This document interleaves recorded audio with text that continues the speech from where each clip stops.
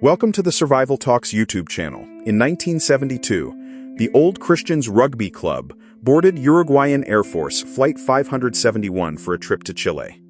The flight promised excitement and camaraderie across the majestic Andes. En route, the Fairchild FH-227D faced treacherous weather. The inexperienced co-pilot mistakenly descended, believing they had reached their destination near Santiago, unaware of their true location. Suddenly, a mountain ridge appeared. Despite a desperate attempt to gain altitude, the aircraft struck the peak, shearing off its wings and tail cone before crashing onto a glacier. Of the 45 people on board, 12 died instantly. Several more succumbed to their injuries and the frigid temperatures soon after, leaving a group of terrified survivors stranded. Their initial hope for quick rescue faded. With dwindling supplies and temperatures plummeting, the stark reality of their situation, stranded at 3,660 meters, began to sink in. The small cache of food became a source of intense anxiety. Each ration was measured, but it was clear these meager supplies would not sustain them for long. Days turned into weeks. The survivors heard via a makeshift radio that the official search for them had been called off. They were completely alone and truly forgotten. Roberto Canessa later recalled, "After just a few days, we were feeling the sensation of our own bodies consuming themselves just to remain alive. Hunger was a constant torment." Facing certain death from starvation, a terrible option emerged: anthropophagy. This radical survival choice was debated with religious and moral fervor amongst the desperate group. After prayer and agonizing deliberation, most agreed. To survive, they would have to consume the bodies of their deceased companions. A grim pact was forged in desperation. The first instance of cannibalism was a profound psychological ordeal. Sourced from the fuselage, the act was a testament to their sheer will to stay alive. On the 17th day, an avalanche struck the fuselage where the survivors sheltered. 8 more lives were lost, burying the survivors deep in snow and intensifying their plight. The survivors were trapped beneath meters of snow and ice. Nearly suffocated, they clawed their way out, only to find more companions gone and their shelter devastated. With more fatalities and the constant threat of the elements, the will to survive intensified. Yet, hope for rescue seemed increasingly remote, buried with their lost friends. On November 15th, Nando Parado and Roberto Canessa resolved to attempt the impossible: trek across the treacherous Andes to find help. Their journey began with faint hope. For 10 grueling days, they navigated razor-sharp ridges and icy crevasses. Without proper equipment, they endured extreme cold, hunger, and the constant threat of altitude sickness. They faced blizzards, exhaustion, and near-fatal falls. At one point, they contemplated letting go, but the memory of loved ones and the will to live pushed them onward. During their trek, they discovered the tail section of the aircraft. This find yielded some much-needed food supplies and medical items, offering a small but crucial boost. The supplies from the tail section provided temporary relief. It fueled their resolve for the remaining trek, reminding them of what they were fighting to return to. After 10 days of unimaginable hardship, Parado and Canessa finally spotted a man on horseback in the distance. This sighting ignited a surge of the most profound hope. They began shouting and waving frantically, their voices hoarse against the wind. The lone horseman, a Chilean arriero named Sergio Catalan, eventually noticed their desperate signals.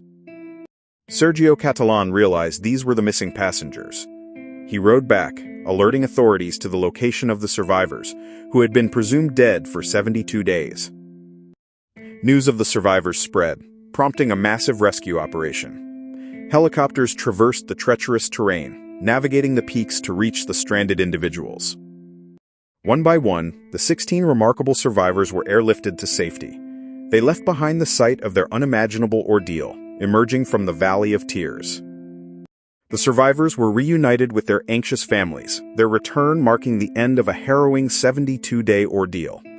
The miracle of the Andes captured global attention. The revelation that survivors resorted to cannibalism initially met with shock and criticism.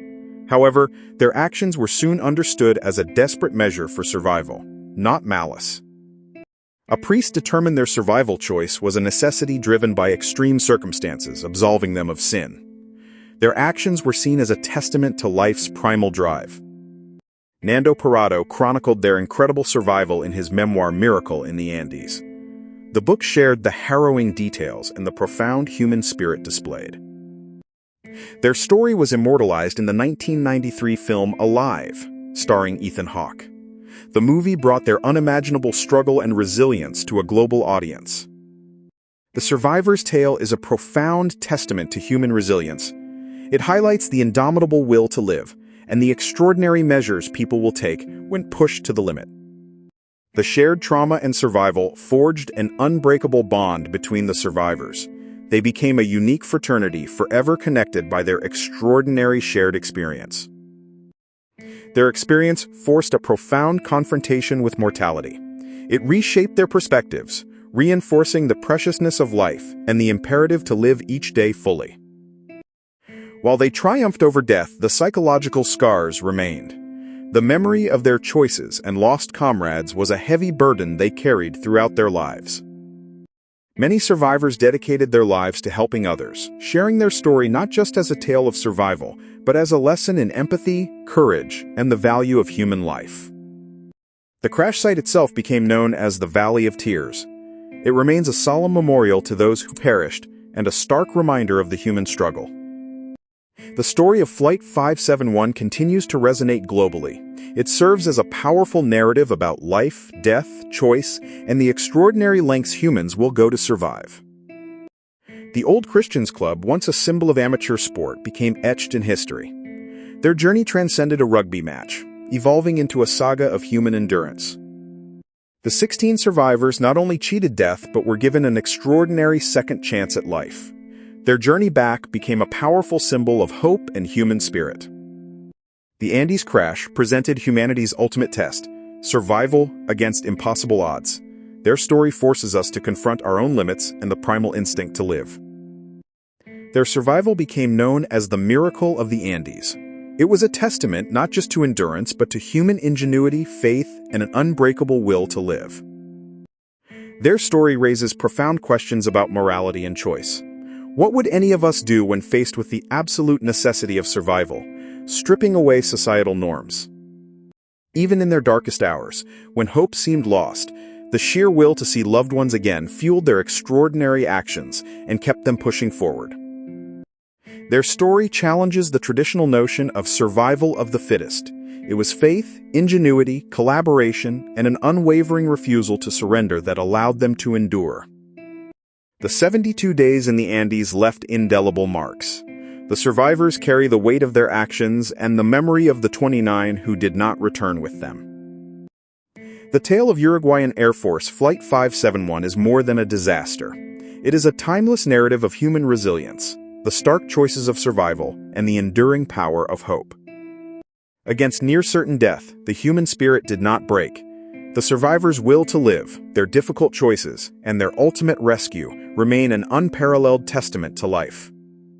The Andes disaster taught invaluable lessons about preparedness, the limits of human endurance, and the deep moral complexities that arise when civilization's veneer is stripped away. The 16 survivors became living legends, their story a constant reminder of the thin line between life and death, and the sheer force of the human will to persevere. For many, their faith was tested to its limits. Yet it was also faith in themselves, in each other, and in a higher power that often provided solace and strength. The Andes Mountains were not merely a backdrop. They were an active force. Their extreme environment demanded constant respect and an unwavering will to adapt and survive.